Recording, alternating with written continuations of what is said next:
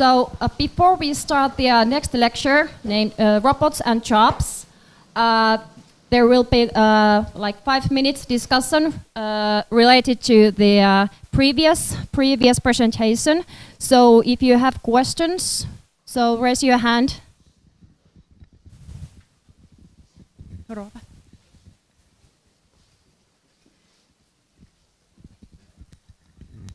Okay, thank you. My name is Roope Uustalo.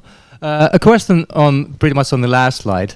So technology was exogenous almost towards the end, but in the end you sort of hint that that technology is endogenous and there are incentives of creating various technologies. But are those really mainly technological reasons, or are there other reasons why technology would, or automation would be faster or slower? The creation of new tasks would be faster or slower? So yeah, I mean, in some sense, what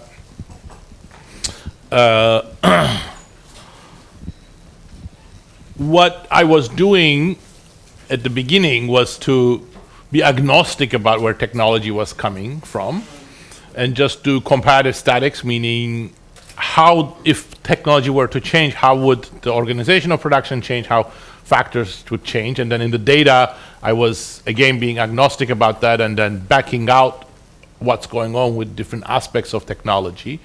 But I think endogeneity of technology is particularly important to my way of thinking, and I also, I think, for the issues in general, because if you want to think about 2 dimensions of technological progress, you know, what a lot of the literature on growth and endogenous growth focuses is the change, the aggregate rate of technological change. And there are advantages to endogenizing that, but you know, even though we've made a lot of progress in that respect, I think it's fair to say we don't have great great reasons for why some periods there's faster technological TFP, etc. But what my focus is on is more like about the composition of technology. And I think the endogeneity there is even more powerful. And that's what I was really focusing on in that last slide, which is given a particular type of know-how, how do we use that know-how? Do we use it more for automation or more for technological, more for technologies that are introducing new tasks and reorganizing production? And in fact, just a sort of a using this as an opportunity for sort of giving an outline of where these different pieces of work that I have done fit into this. You know, so in what I presented in the first lecture is based on a paper that's coming out in the Journal of Economic Perspectives, but also much more on, or some more, more fundamentally, on a paper published last year in the American Economic Review, where in that framework, the emphasis is very much on the endogeneity of technology, as well as the issues that I've talked about, and in particular about why these sort of race between new tasks and automation in general can keep the labor share constant and wages growing constant, but during some periods it can slow down. So those issues, but I didn't want to get into all of them in great detail because of time constraints. But those are all the background of the work. And then what I'm going to talk about today is based on a different paper. This lecture is based on a different paper, and then what I'm going to talk about in the afternoon is based yet another paper. So it's the combination of these 4 that I'm talking about. And then the different pieces all come together, and at the end I'm going to try to talk a little bit more about how they come together. Okay, perhaps one more short.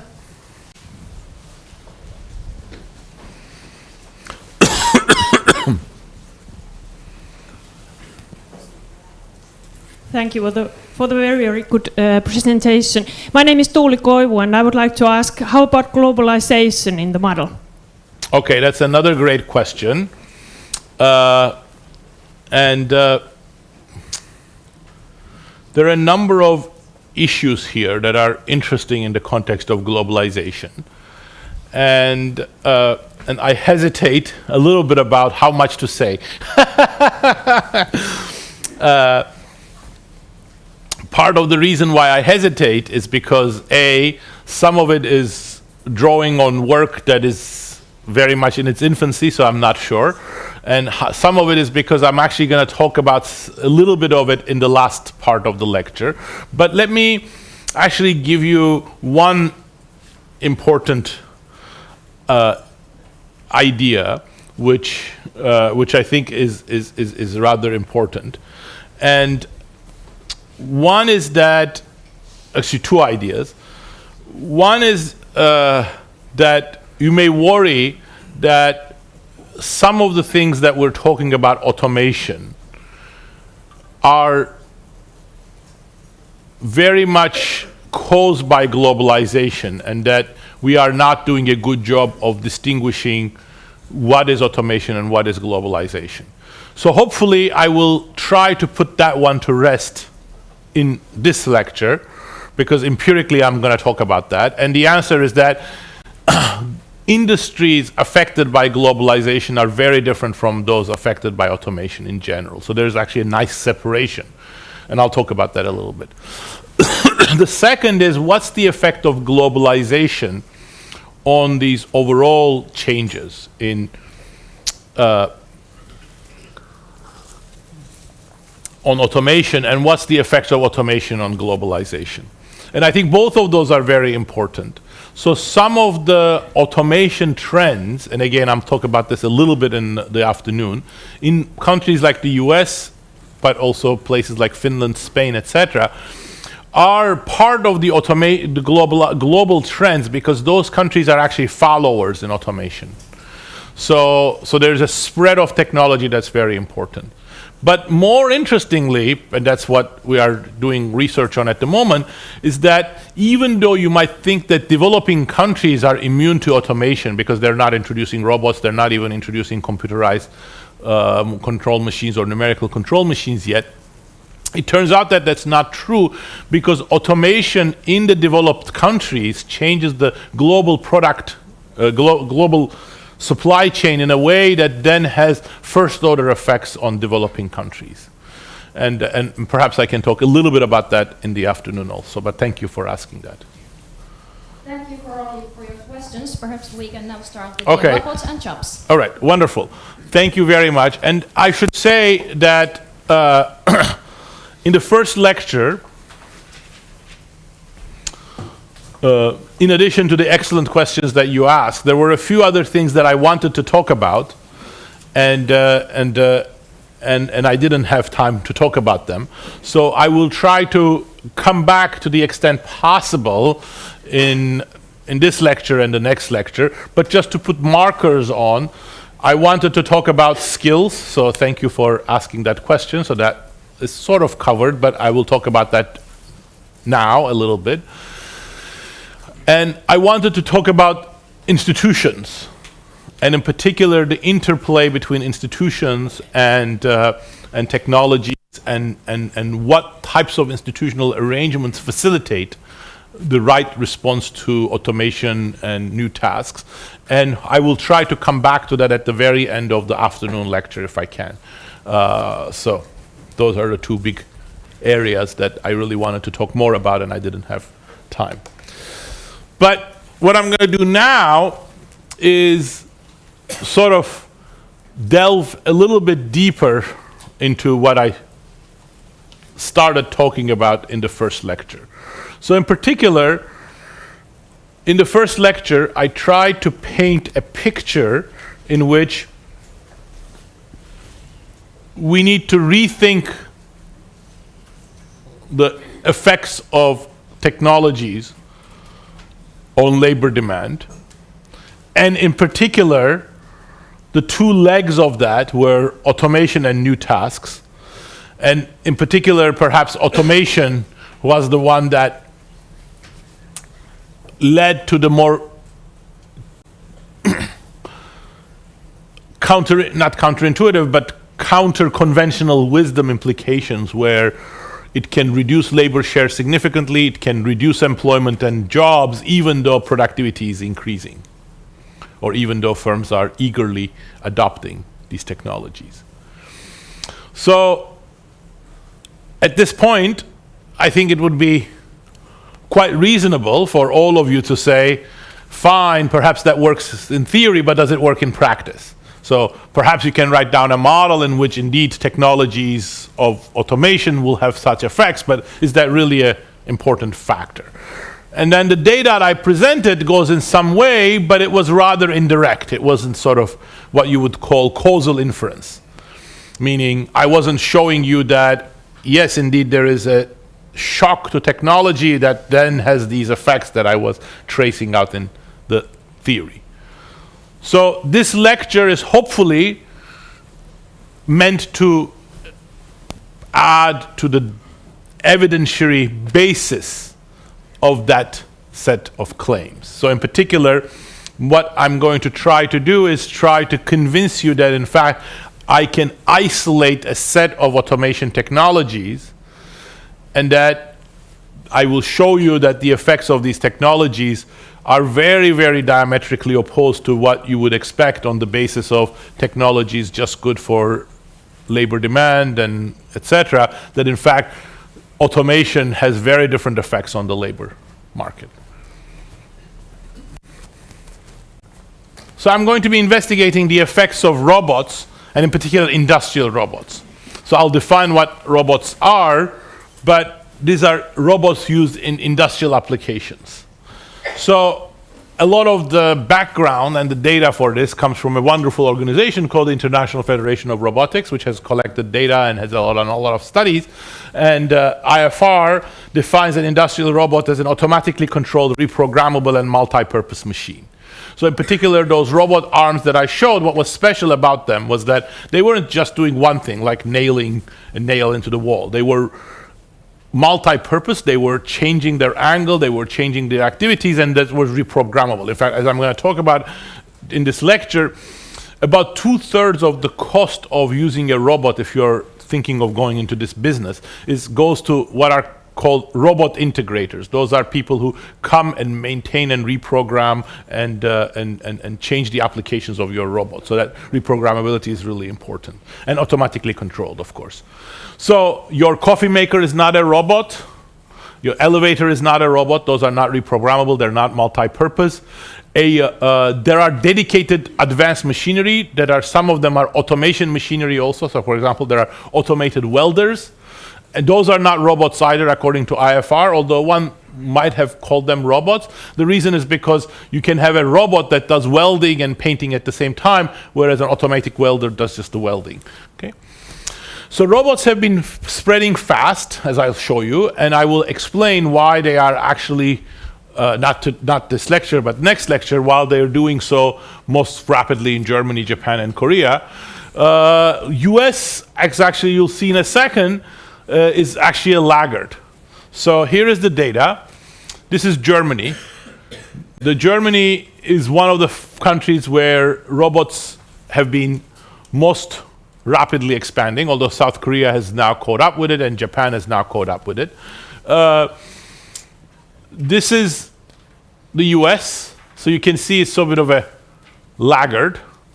So it starts at a lower level in 1993 when we first have data on the stock of robots, and its stock of robots increases more slowly. So I'm going to focus a lot of my talk today, this lecture, to this period, 1993 to 2007. Why 2007? Because I want to stop it before the recession that hit the manufacturing hard. It turns out it doesn't actually matter, and I might show you some results for the longer period also, but let me focus on 2007. During that period, this increases about 1 robot per 1,000 workers in the sectors that you're relevant, but it's 1,000 per 1,000, one robot per 1,000. In the same time, Germany has an increase of about 3 robots per 1,000 workers, and overall Western Europe has 1.7. So as you can see, US is actually a laggard, and we'll talk about why that is this afternoon. If you look at the US pattern, US is very similar to these countries: Denmark, Finland, France, Italy, and Sweden. So here I'm showing you the average, and Finland is actually ahead of the US, so you'll be proud in robots. And we'll talk about that also this afternoon. So for now, I'm going to take that as a fact, and these are the facts that I'm going to work with. Okay? So where are robots spreading? I'll show you a lot more on this, but robots are spreading, and this goes back to the question that was asked about globalization, especially in what you would call heavy industry. So 39% of the robot stock in the world at the moment is in automotive sector. Electronics, 19%, plastics and chemicals, 9%, metal, fabricated metals in particular, 9%. So if you go to some factories that make car parts, weapons, guided missiles, electronic parts, you'll see complete robotization in many countries, but not everywhere. So many argue that they have transformed work, or they will do so. Many popular books have been written, coming soon everywhere. The future has a lot of robots and few jobs for humans. But, to what extent is that true? And as I've already indicated in the first lecture, these claims all need to be taken with some grain of salt and doubt, not just because their evidentiary basis is weak, but because they're also maybe misinterpreting what's going on from a conceptual point of view. But certainly the claims are there. What do we know about the effects of robots? Well, actually, not a trivial amount has been written on this, and some of them have attracted a lot of media attention. So the Economist article, or other publications like that often talk about studies such as Frey and Osborne or several other studies, and McKinsey every month puts out a report on this. The problem is that these reports are based on two legs that are both problematic. The first leg is that they are about projections into the future about what robots or AI or other technologies will do, and not only because of the general uncertainty about the future of technology, but really about the nature of the tasks and occupations. These are based on rather shaky grounds. So, for instance, the Osborne and Frey and Osborne paper, which attracted a lot of attention and is not really very solid in terms of its empirical analysis, assumes somehow that an occupation is going to be automated if there are some aspects of that occupation that they project on the basis of some evidence that in the future can be performed by artificial intelligence or robots. But as also pointed out by this paper, for example, by Arns, Gregory, and Zieren, that evidence really says some of the tasks in that occupation can be automated. So it's very hard to know what will happen to the rest of the tasks. So these sorts of what you might call feasibility studies of automation are rather difficult, and they make lots of assumptions that are very non-transparent. But conceptually, from an economic point of view, even more problematic is that what we care is, what we need and what we care about are estimates of the equilibrium impact of robots. And the equilibrium impact of robots is very different for the reasons that I have already started talking about. First, and most importantly, once you automate some tasks, because of the productivity effect, that creates increased demand for labor both in the sector, because it has non-automated tasks that will expand, and also in other sectors that are producing complementary goods or they're producing non-tradables supporting it. So the equilibrium impact is completely different from what you might be able to get from the feasibility effects. And secondly, less importantly, but not trivially, the fact that something can be automated doesn't mean that it will be automated. That depends on equilibrium prices. So for example, Amazon at some point, quote unquote, automated the whole of its warehousing, but then it's quickly realized that that was very expensive. So then they now use the Kivu robots for only about a third of the tasks in their warehouses. The rest are still done by humans. So the fact that it's feasible to automate doesn't mean that it's actually profitable to do the automation. So all of these requires a different empirical strategy to understand what is it that industrial robots are doing to labor share, wages, employment, and so on. So what I'm going to do is I'm going to first go quickly through a model that's very similar to what I presented in the first lecture, with the difference that I'm going to do this in a context in which there are multiple local labor markets, and this will become clear why I'm doing it that way.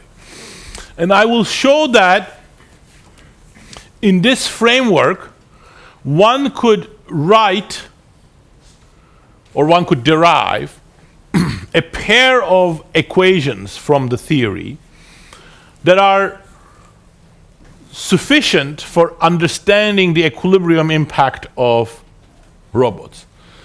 And in particular, those equations shown in blue take this form, that employment change and wage change in a labor market, which I'm going to denote by C, because in the US context, I'm going to approximate them by commuting zones. So essentially local labor market, and I'll explain what commuting zones are. And it's going to be a function of an object I'm going to call exposure of robots.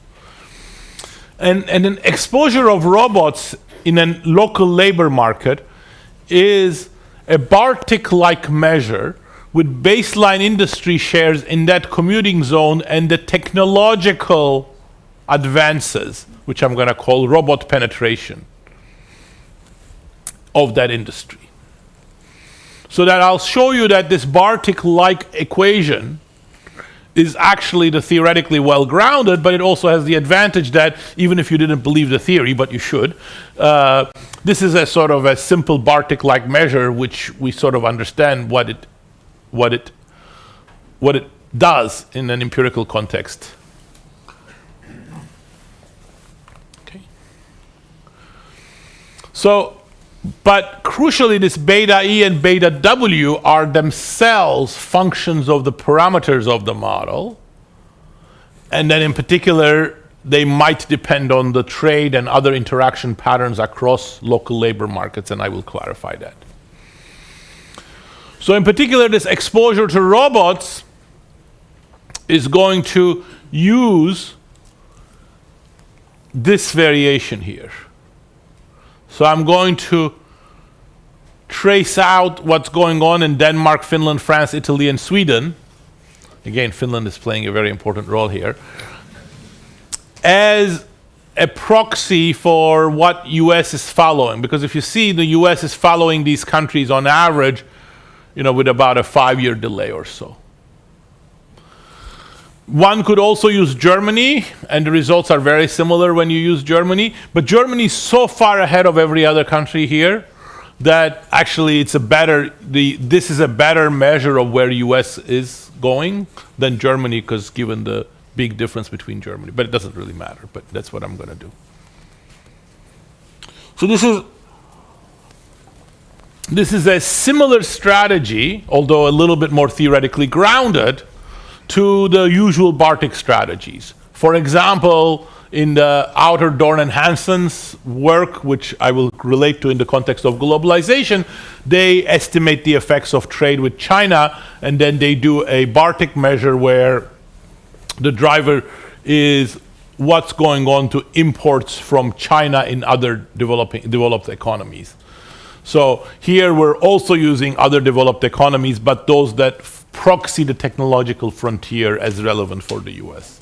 And again, the puzzle here at the back of your mind might be, but isn't the US the technological leader of the world? Well, yes in software, yes in biotech, yes in nanotech, yes in some parts of hardware, but certainly not in robots. Why not? That's interesting. We'll talk about that this afternoon. Okay. Now, oops, this is the wrong one. I should put it here so that I don't get confused with this. So, crucially, there are potential endogeneity issues which I will discuss when using a strategy like this. One advantage of using technological frontier is that we are abstracting from trends that are idiosyncratic to the US. So for example, the automotive industry, which I've emphasized, is super important whenever you talk of robots. And the automotive industry in the US has gone through ups and downs. So if you use US data, those ups and downs will be part of your variation. So this sort of strategy will enable us to isolate from that. But anything that's got to do with the baseline industry shares, you have to worry about, and we'll worry about that quite a bit. And just to give you a preview of where we are going, what we're going to find is that, consistent with the theory that I presented in the first lecture, combined with productivity effects not being huge, we're going to find very robust negative effects on both employment and wages. So, in fact, consistent with the task-based framework of automation, and very different from what you expect on the basis of just technological change always and everywhere being a boat that lifts, the tide that lifts all boats, we're going to see that there are fairly distinct negative effects. Moreover, these will increase inequality. They will hurt middle and low skill workers particularly, and then we'll see how they affect the occupational and industry structure also.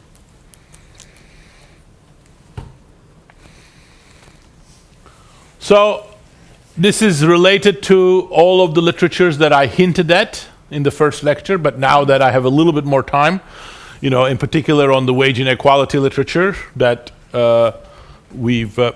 that I've already sort of mentioned. So in particular, work by David Otter and colleagues and several other people have looked at the employment polarization. So we'll see the effects of robots very clearly, but differently from many of the other works here, we can sort of hopefully get to a little bit more the causal effect of a specific class of technologies. So the only other paper that, well, there are now a couple more, but the first paper that investigates the effects of robots is the important work by Georg Greitz and Guy Michaels. But the difference here is that they look at the cross-industry, cross-country variation, whereas what you'll see here is that we're going to be able to focus on the technology frontier-induced effects on local labor markets. And then I'll talk about this interesting paper by Greenlee and Kraft as I go along. Okay, so theory. Theory is very similar to what we talked about, but let me be just specific about a few things because I'm going to build up to the estimating equations from the theory. So let me first shut off trade between commuting zones. Obviously, New York trades with Alabama, and all of those are very important, both for actual data and conceptual interpretation. But let me start without trade for a second, and I'll come back to trade. So local labor markets are indexed by C. They're going to be these commuting zones, 722 of them. So in the US, you have these choices about what local labor markets are. One could use states, but states are very big. So Texas is a huge state, so one might then use counties. Counties, there are many, many of them, but they're very integrated. So it's not very reasonable to use counties as local labor markets. One could use cities, but that then leaves out all of the areas outside of the cities that many of them feed into the cities. So one thing that the census economists developed about 20 years ago or 15 years ago is these commuting zones, which is look at the commuting patterns and trace out county groupings and county borders, sometimes dividing counties into halves of where people commute to, and then out of those you create local labor markets. So that's what I'm going to focus on. Why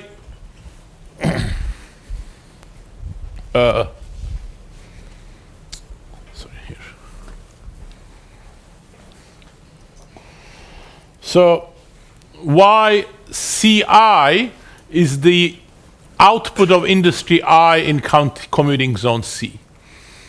And then we're going to assume that output in commuting zone C without trade is just a YCI, but with these weights omega I, or sorry, nu I, that determines how important each industry is. And again, I'm taking the elasticity of substitution now between these industries to be sigma. Okay? So the key is about how different different tasks are produced within industries. And there I'm going to assume that XCI, which is the production of industry I in commuting zone C, is equal to some constant. This is important, ACI. So that's the productivity of industry I in county C. And then you combine that with capital and these tasks. And here I have simplified things, it doesn't really matter, but rather than have that integral of tasks, I just took a Leontief technology. So between 0, 1, all of the tasks have to be performed. So it's the minimum of all of the output of the tasks. But the key thing here that I would like to draw your attention to is this ACI. So ACI is going to be the thing that determines why you choose to produce cars in Detroit but not in Wyoming. So local knowledge or local productivity of cars is higher in one area versus another. So that difference is going to be the reason why different commuting zones are going to specialize in different industries. And you'll see as I go along that there's a huge degree of persistence in that specialization. So if you look at the current industry distribution of employment in the US, it looks not that different from what it was in the 1960s, 70s, 80s. Each task then is produced in the same way as before. Those tasks that are about theta I can only be produced by labor. Those tasks below theta I are automated. They can be produced by labor or by machines. MCI is the machine. So crucially, and that's why I'm going through this, theta I, what I used to call I in the previous part of the lecture, is now industry specific, and that's why I'm calling it theta rather than I subscript I, because that would be a little bit awkward. So theta I is going to be different across different industries. So here one robot, if you have an automated task, replaces gamma L over gamma M, or gamma M over gamma L workers. Let RMC denote the price of robots, WC the wage of workers, then the cost savings from robots, that's where the productivity gains that I talked about, are equal to pi c, 1 minus RC over gamma times WC, where gamma is this ratio. So this is reiterating what I said in the previous lecture, which is that the higher is the wage and the lower is the R and the higher is gamma, the more productivity gains you're going to have. But this is, of course, going to vary in general. I'm going to assume that there's a supply of labor, some elasticities here. I'll come back to this, that's important. So epsilon is the Frisch elasticity of labor supply, or the inverse of the Frisch elasticity of labor supply. So I'll come back to that in a second. And then, this is important, I'm going to assume that the supply of robots, machines, to a commuting zone is upward sloping. And the elasticity of that is eta. Why should the supply of robots to an area be upward sloping? Well, the reason are these integrators. So as I've mentioned, about 2/3 of the cost of robots comes from these integrators, and the integrators are always local. They need to be local because the use of robots involves constant work with the integrator. So even companies that are extremely robotized, like General Motors and Raytheon, that use millions of dollars of robots stock in each one of their factories, make heavy use of integrator services. Because the actual programming and maintenance of these machines is very specialized. And so that's the reason why to the local economy, potential cost of robots would be increasing when you want to use more robots. Okay. And then you have a bunch of market clearing conditions. So these eta and epsilon are going to be important parameters when we come to interpret the model in a second. All right, what's the effects of robots? Well, it's exactly what we saw before, but let me highlight it just again, that when I change, suppose pi c is positive, meaning that you will adopt the robots, then the change in demand is given by a productivity effect. Because of the robots, we change productivity, and then the price of the good changes. So this is a composition effect, and it depends on whether you expand or contract your production, or how much you expand your production, when your prices change. So in particular, when I introduce a robot into a particular sector, and I reduce costs. Why do I reduce costs? That's the productivity effect, pi c is positive. That sector's prices are going to fall, and that sector is going to expand. If that expansion is very strong, in fact, that sector's own demand might increase. So that's the composition effect. But always there is a direct displacement effect, which is what I've emphasized, and that's always there. So if the productivity effect is small and this composition effect is small, employment will necessarily fall in the industry. Now aggregate this up from the industry to the whole local economy, and you have these equations linking wage and employment in the industry to what's going on. And what you will see is that both of these equations on the right-hand side have the same term. So this delta theta I 1 minus theta I term, which was the displacement effect at the industry level, you multiply that by LCI, which is the baseline employment share of that industry in the local economy, in the commuting zone. So you see that everything depends on this Bartik-like measure in theory. So that's why we're going to be using that Bartik-like measure. What is the coefficient here? Well, now we can see the coefficient has a displacement effect, exactly like what I showed you before, the productivity effect, and then it also has an income effect, which is, the composition effects across industries cancels out. You win, I lose. That's going to cancel out. But there's an income effect, which is the residual of that composition effect, because we are sort of getting richer, and that's well, it's not getting richer. It's effect on labor supply. The getting richer is in the productivity effect. So there's no composition effect on aggregate because all of these things are canceling out. So this is this. So, but what's unrealistic here? Oh, the other thing I was going to say, this displacement effect and the productivity effect, you see, they're going to depend on this eta parameter that I highlighted, and the income effect is going to depend on the Frisch elasticity, the epsilon. Okay. But of course, what's unrealistic about this is that Detroit introduces robots in the car manufacturing sector, and that has no effects on Illinois. Of course, that doesn't make sense. If cars become cheaper in Detroit, Detroit's going to export all of these cars to the rest of the United States. So it's going to create both income and productivity effects for the rest of the United States and various more complicated composition effects. So to do that, let's generalize the framework and assume now that we can trade between different commuting zones. But I also don't want this to be a completely open economy with no frictions, because that doesn't make any sense either, because a lot of the things that are done in a local economy are for consumption in the local economy.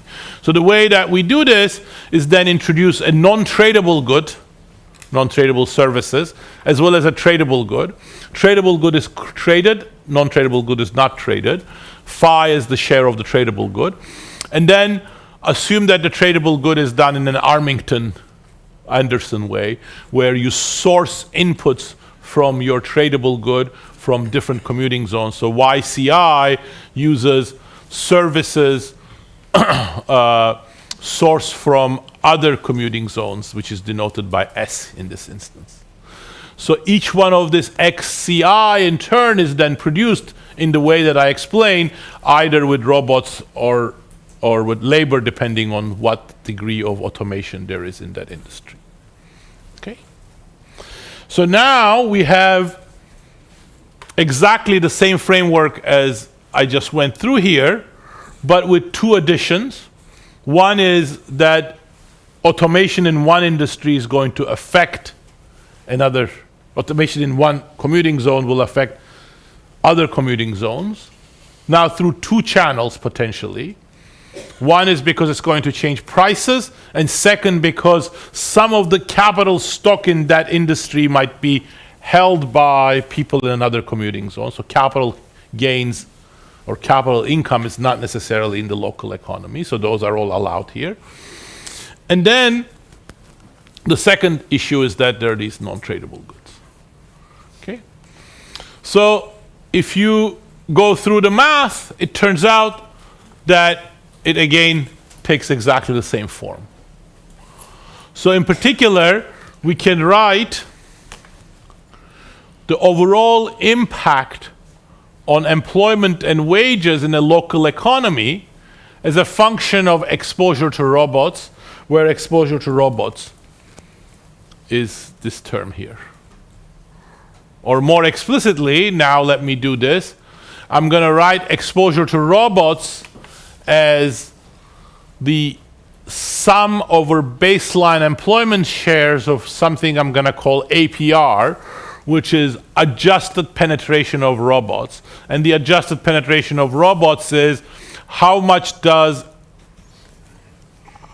the stock of robots changes by relative to baseline employment minus output change times MI over LI. This second adjustment factor is necessary because there's an expansion path of robots and you want to need to take care of that, and that's exactly equal to this term here.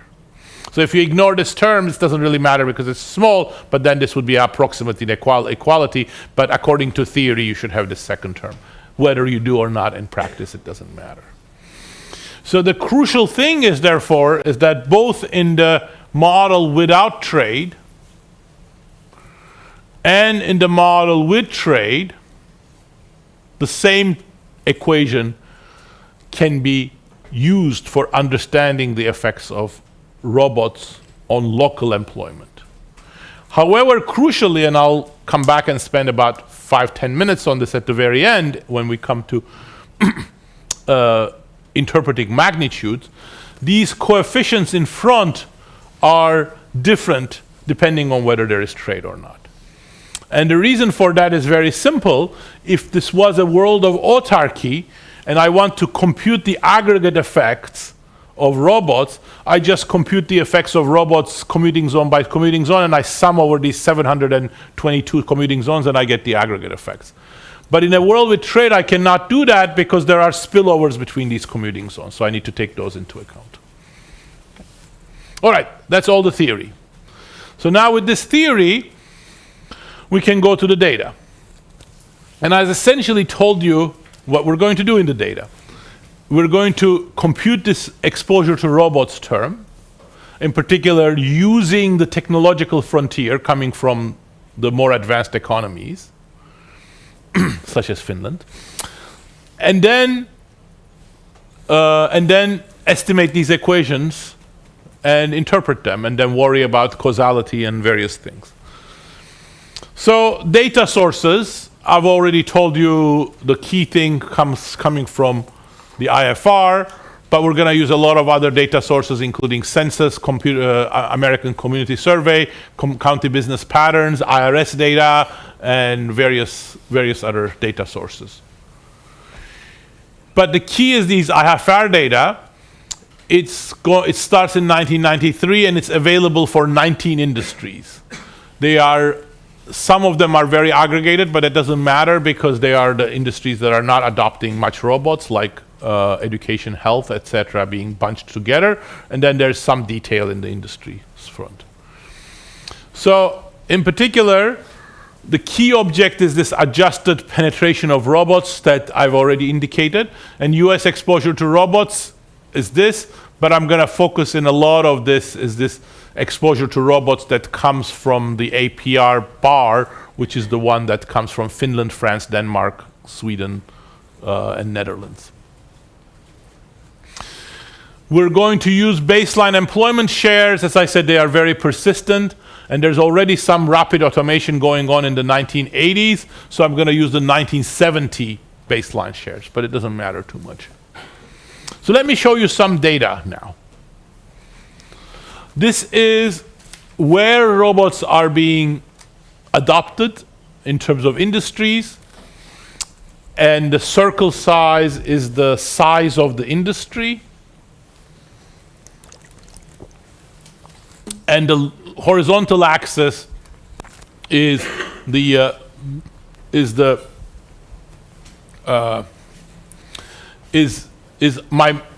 our measure coming from Europe, the frontier, and the vertical axis is the US.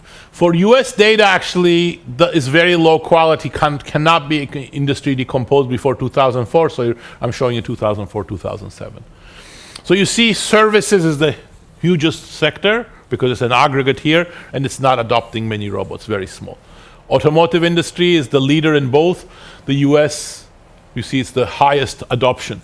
But the thing that's important here is that leaving out miscellaneous and shipbuilding and aerospace, which is the one sector in which US is more robotized than these other countries, not as robotized as Germany, but they're very, very closely correlated. They're all pretty much around the single 45-degree line.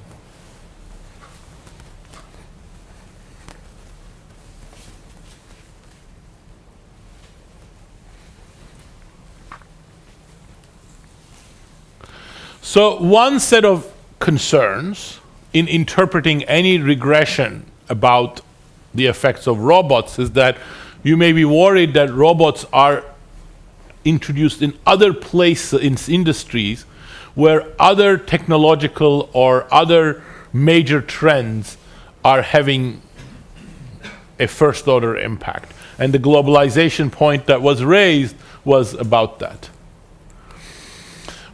So in this graph, although now I think now we've replaced this graph in the paper with a correlation table, but I think for a talk table is hard, so I'm still sticking with this graph, although I'm less keen on this graph than I was before. But anyway, if you look at this graph, you will see that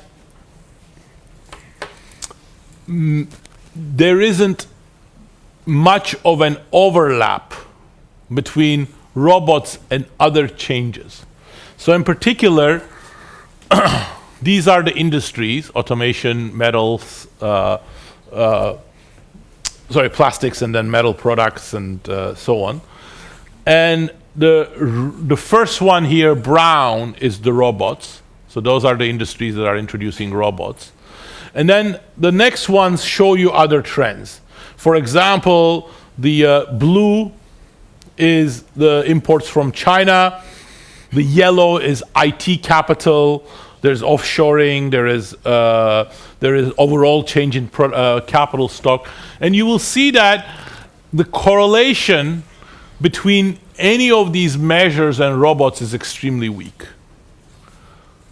So, in fact, the relevant correlation, which you cannot see here, and that's why a table, in the final published version of the paper, it will be a table, is the relevant correlation is when you condition on manufacturing. Because because you don't want to compare manufacturing versus non-manufacturing. So when you condition on manufacturing, the correlation between imports from China and robots is negative. The correlation with IT capital is 0. The correlation with overall capital stock is 0, etc., etc. But even unconditionally, most of those are pretty close to 0. So robots are affecting a very different set of industries. So that doesn't mean that they are exogenously assigned, obviously, but they're not capturing some other trends, and I'll come back to this issue later.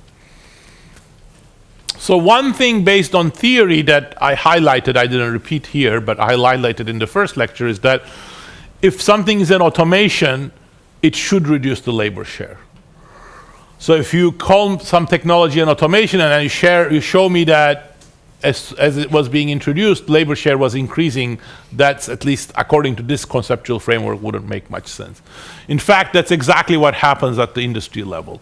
If you look at industries where this adjusted penetration of robots, again, I'm using the frontier, is going on, you have large declines in the labor share. The automotive industry, plastics and metals, plastics and chemicals, metals, etc.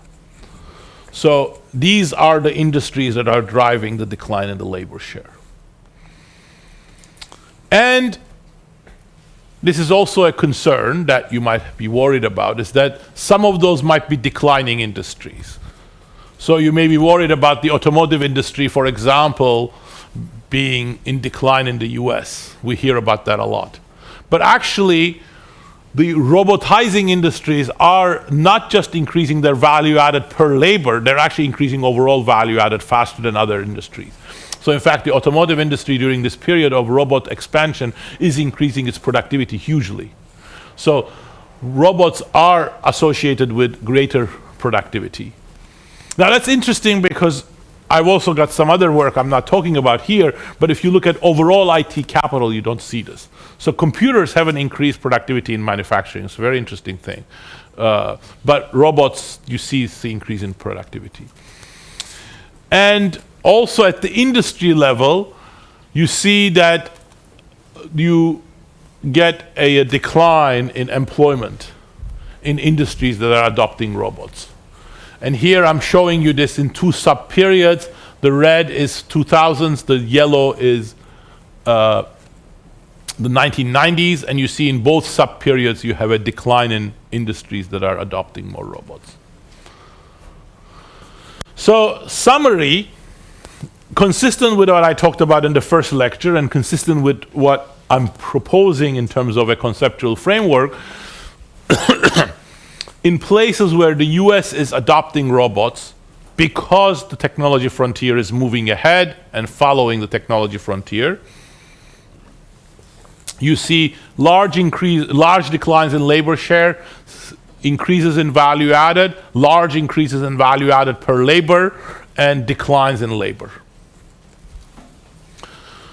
So overall, manufacturing is becoming less labor intensive. But what are the equilibrium effects on local labor markets? So I turn to that next.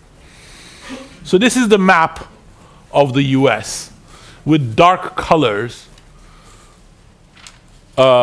showing more intense exposure to robots. You see where robots are being adopted. It's a lot of it is in this industrial heartlands. As I pointed out, the unconditional correlation with China shock is 0.05. Unconditional correlation with share of routine tasks is 0.3, because all of those happen here and here. Those are much more on the coasts, especially the lower coasts in the US, because that's where things like toys, textiles, computer assembly, sort of lower value added, lower tech things. And then as soon as you put the manufacturing share, that declines to 0. So this picture is very different from what you would get on the basis of globalization, etc.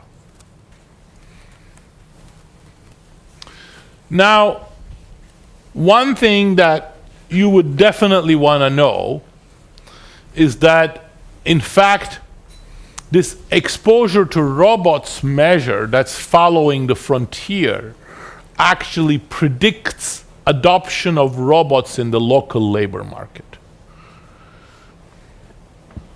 So in other words, remember what my exposure to robots measure is doing. It's looking at your baseline industry structure and saying, oh, you have a lot of plastics and electronics and cars, and the frontier for robots is moving fast, therefore your exposure to it is high. But what I would want to show next is that you're also adopting a lot of robots locally. Unfortunately, at the moment we don't have firm level robots data. We're actually collecting those with the Census Bureau with a new census survey, but that won't be available for another several years. So we can't do that.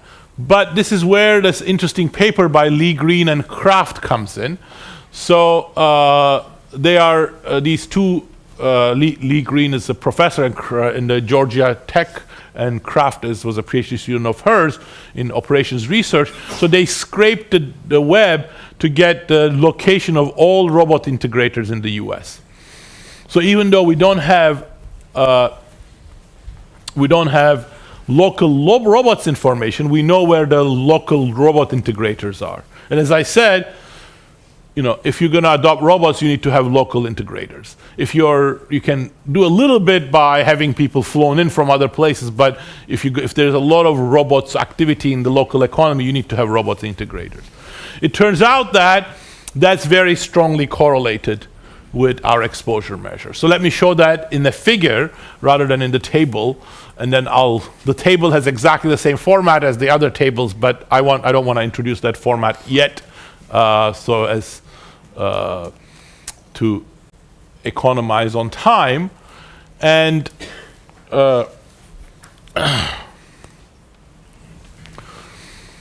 so on the horizontal axis, I have the exposure to robots, again, the one driven by technology frontier. And here I have log of robot integrators in the local economy, 1 plus log. You can do other things like Poisson models. It doesn't change anything. And these are the different commuting zones. The circle size explains the commuting zone, is proportional to the commuting zone. And you see the variation coming in. There's quite a bit of variation here, and then there's a bunch of commuting zones which I've labeled, which are the ones where a lot of the specialization in industries where robots are being adopted are. So Detroit, Lansing City, Michigan, Saginaw City, Michigan, Lorain City, Ohio, Wilmington, Defiance, Ohio, Delaware, and Wilmington, Delaware. Sorry, Wilmington is Delaware. Sorry, and a couple of others. So the solid line shows this relationship, which is fairly precise, and it's this one here. I will explain to you what the covariates are in a second, but this is the sort of the baseline specifications that we have. So this is this is what I was saying. It's a fairly precise relationship with a t-statistic of about 5. But you may be worried that this relationship here is being driven by this very high places like Detroit. So the dotted line then leaves out all of these high exposure to robots, the highest exposure to robots places. So it's just estimated from this cloud of points. And then you see that it's a little bit steeper and a little bit less precise, but it's the same. So in terms of the regression, this is this. So it's, oh, sorry. It's this, it is this.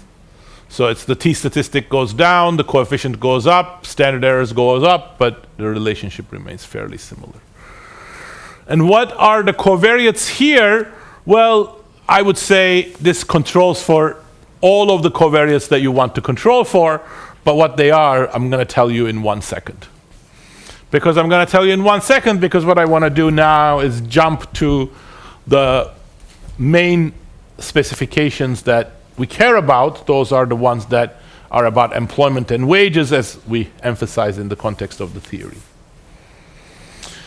So let me focus on employment first, for no reason other than I think people emphasize employment more. That's why the paper is called Robots and Jobs. But to me, I think the wage implications are as important.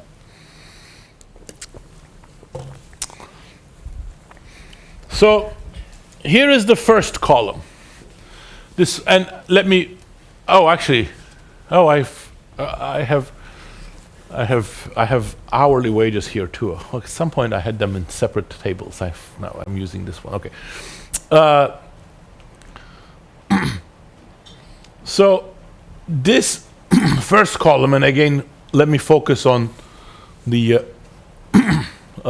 panel A, is looking at the effect of this exposure to robots measure on change in employment to population ratio 1990 to 2007. Population is in the denominator because there may be some effects on migration. We'll come back to that in a second. It turns out it's very small, but it's better to look at relative to population. And here, there are no covariates. The only thing are the census division dummies so that you're not controlling the south to the north. Okay? So you have a fairly negative and precise correlation between this exposure to robots measure and change in employment. This is, if you want to think about it, is like the reduced form of the IV, because I'm still looking at the European measure here. I'm looking at what the frontier is doing, so I'm not sort of IVing what's going on in the economy. Now in the second column, I add demographic controls. So different commuting zones are very different in terms of their skill composition, age composition. So this adds very detailed demographic controls. So share of different age bins by 5-year age bins, different races, different education groups by 5 education groups. So very flexibly allows commuting zones on different demographic compositions to have different employment trends. It doesn't change anything. The third column adds broad industry shares. So different subgroups of manufacturing, you can also add mining, construction, etc. It doesn't really matter, but that doesn't change much. The only one that matters a lot is manufacturing, but it doesn't change this coefficient. And then here, we add imports from China, because again, there's a concern whether they're affecting the same industries. I showed you it's not, but still. And the share of routine tasks, because perhaps it's not robots, but some other technological progress that's automating routine tasks. That would be interesting in and of itself, but it wouldn't be robots, so we do that. But as I said, again, those are fairly orthogonal, and unsurprisingly, you see the coefficient just barely changes. So, pictorially, this is how it looks like. You see now the cloud of points here, and these are the most exposed places, again, Detroit, Lansing, Saginaw, etc. Now you see that even much more than the robot integrators, which was a much noisier measure, this is a really precise relationship. The higher is your exposure, the lower is your employment. And the dotted line is this specification here. When we exclude those guys, you see it's not very different and very precise and similar, regardless of whether you have places like Detroit, etc. So on the basis of this, there's a striking and very robust relationship that commuting zones that are more exposed to greater robot penetration are on a significant downward trend in terms of their employment. Same thing for wages. For wages, we do this composition adjusted since there's an effect on employment, and I'll show you later that that effect is more on some groups of workers. So, so these are composition adjusted at the cell level, but let me not get into the details too much, it doesn't really matter. But you see that the effects are again very stable across specifications and very negative. And here it is, the visual representation. Again, regardless of whether you drop these high exposure places or not, very similar relationship, and this cloud of points is very tightly clustered around this line. So these commuting zones that are also the places where there should be the most impact of robots are really doing not so well in terms of their employment and wages.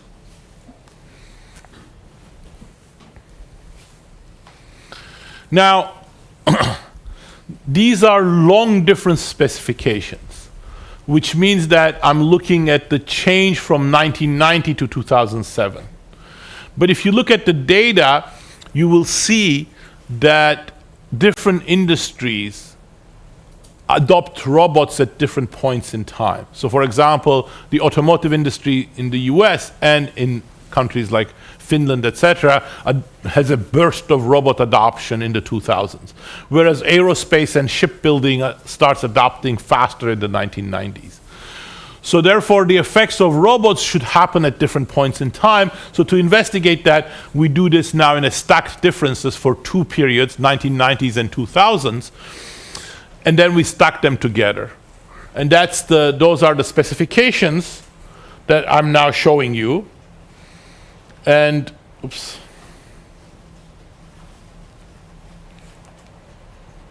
and these are the equivalents of what I showed you, and things are now more precise because we have more variation. But the one that I would like to draw your attention is these ones.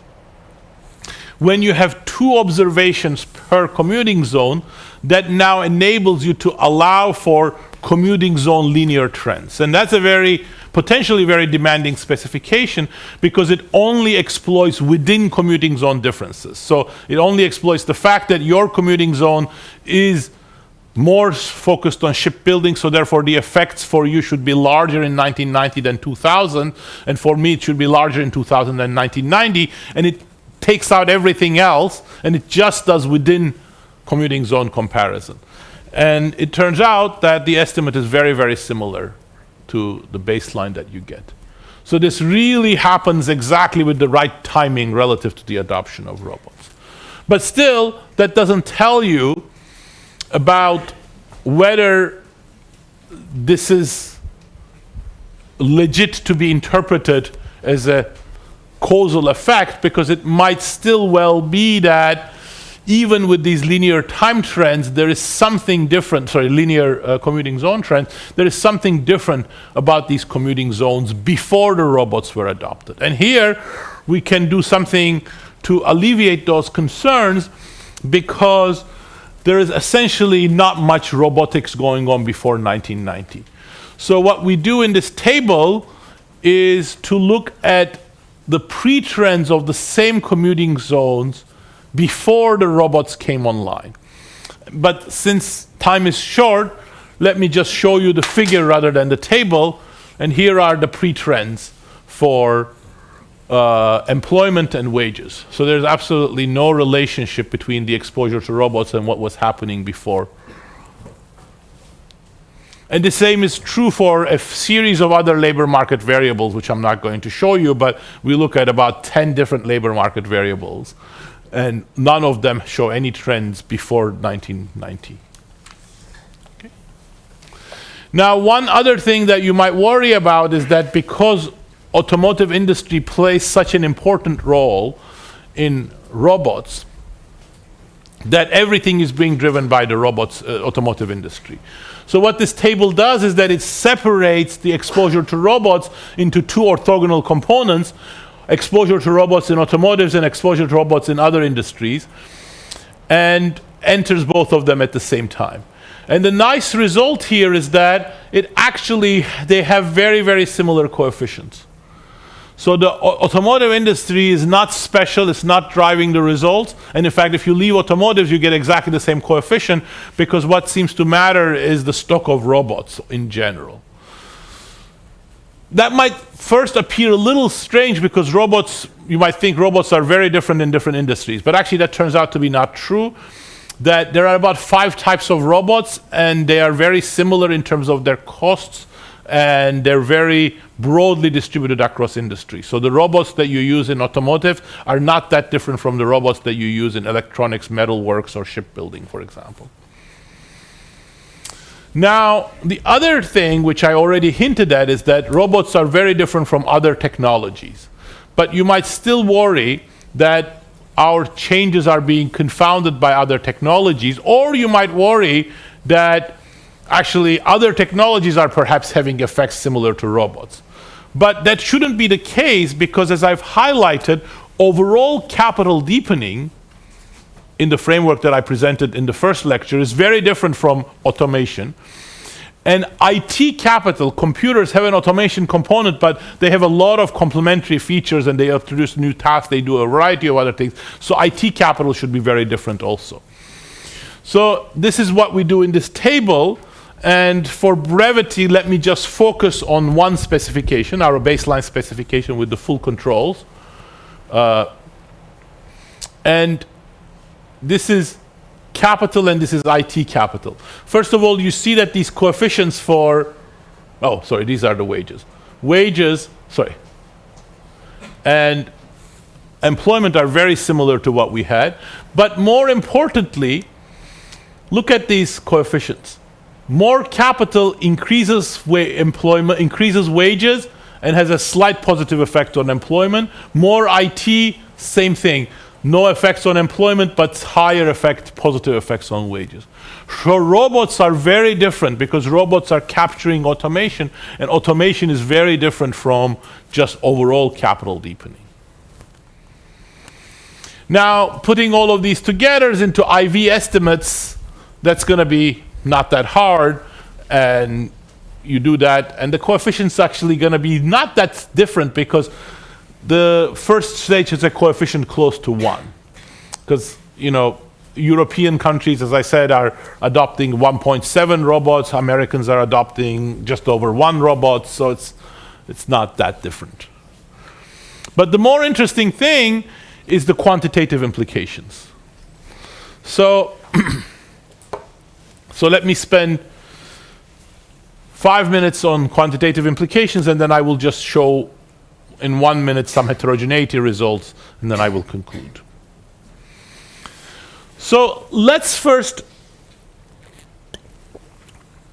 think of quantitative implications at the local level. Meaning, this is the thought experiment. Your commuting zone is introducing a robot, and another commuting zone is not introducing a robot. What happens to your wages and to your employment relative to that commuting zone?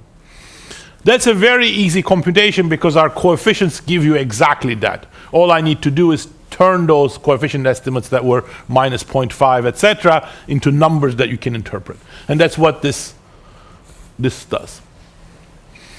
It says that 1 more robot per 1,000 workers, which is essentially the US average, if that happened in a commuting zone, that commuting zone relative to another one which introduces no robots would have 0.37 percentage points lower employment and about 0.75% lower wage growth. So these are large but not huge numbers. So in particular, if this number applied everywhere, it would imply that 1 robot is displacing about 5 workers. And that's more or less what the engineering studies show, that robots on average do the work of about 5 to 6 workers. So the puzzle would be that with the productivity effect, you would have expected that a little bit lower, but you know, that's, if the productivity effect is not huge, that's what you would get. And the effects on wages is fine too. So these numbers are large, but they're not huge. So for example, again, if you project these numbers into the US economy, it would say that the 120,000 robots would lead to about 750,000 less jobs. So that's less than 1% of the US employment. So not huge numbers. So certainly these numbers would not support anything that says robots are bringing the end of work, but they're significant effect on jobs. But this computation here is not correct for the aggregate. It's correct for the local economy, but it's not correct for the aggregate because of the spillovers. So when you adopt robots, that's going to create positive effects on me. So I need to take those into account. How do you estimate those? Well, those are hard to estimate through regression. So what we do is that we then take parameter values that have been estimated or accepted elsewhere. And then under those parameter values, we can then calibrate what the effects at the aggregate would be. And the key parameter values really turn out these this cost saving and the Frisch elasticity. But in any case, it turns out that the results are not super sensitive to the parameter values. But let me just give you the bottom line, that if you do those things, there are major offset effects, but qualitatively things are similar. So the aggregate effects are, instead of 0.37, is 0.2. So instead of 750,000 jobs, it's 400,000 jobs. And instead of, for the wages, the effects are larger, or the offset is larger because of the income effects, because robots create an income effect for the aggregate economy, not the local economy. So that's why the effects are a little bit larger. So the wage effects are halved from about 0.75 to 0.3%, 37%. Now, one implication of this is that a lot of these large effects are coming from non-tradables. That the local economy is going down partly because of the non-tradables. And so one interesting set of questions is, do we really see the effects of robots where we expect them? And do they really spill over to non-tradables? So to do that, what I'm going to do next in the remaining 2 minutes is look at heterogeneous effects. And the answer, just summarizing, is yes and yes. You find the effects where you expect them, but plus spillovers.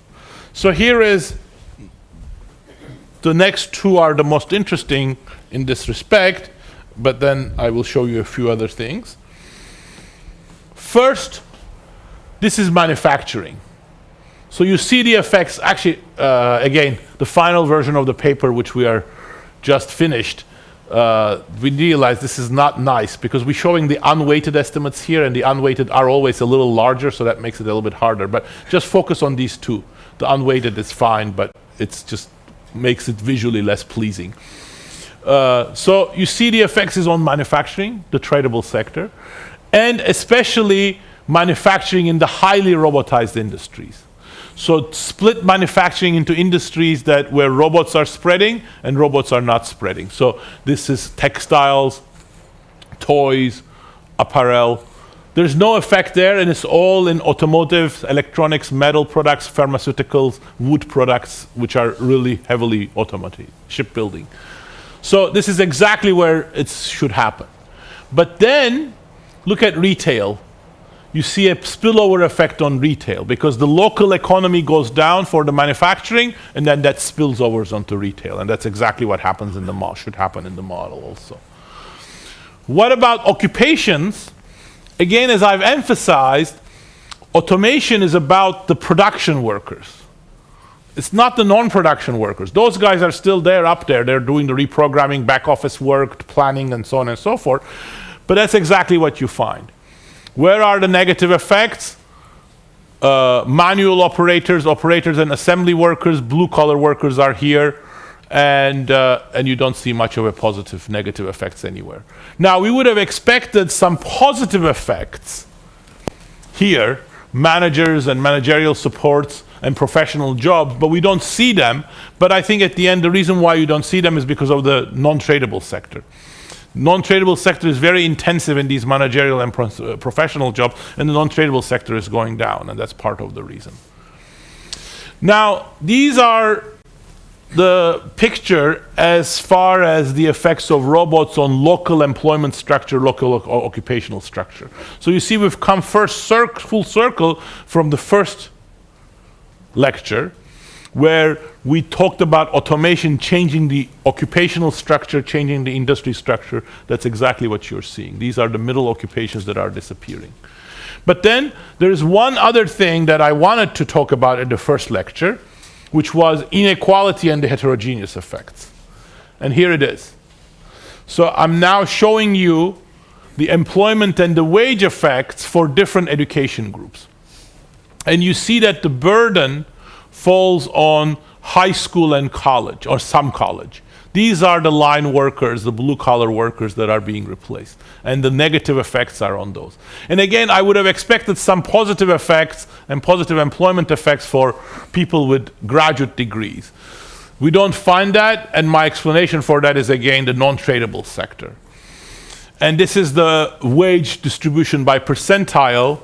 And again, you see some slight positive, but essentially zero above the 50th percentile, 60th percentile, and negative effects all the way in the lower. So the automation process is indeed related to skills and to inequality, and we can talk a little bit more about that. So overall, this is an example of an automation technology that's really improving productivity, but at the same time reducing employment and wages, highlighting that the effects of automation are very different on labor demand than presumed just by assuming that technology always lifts all boats. Okay, thank you.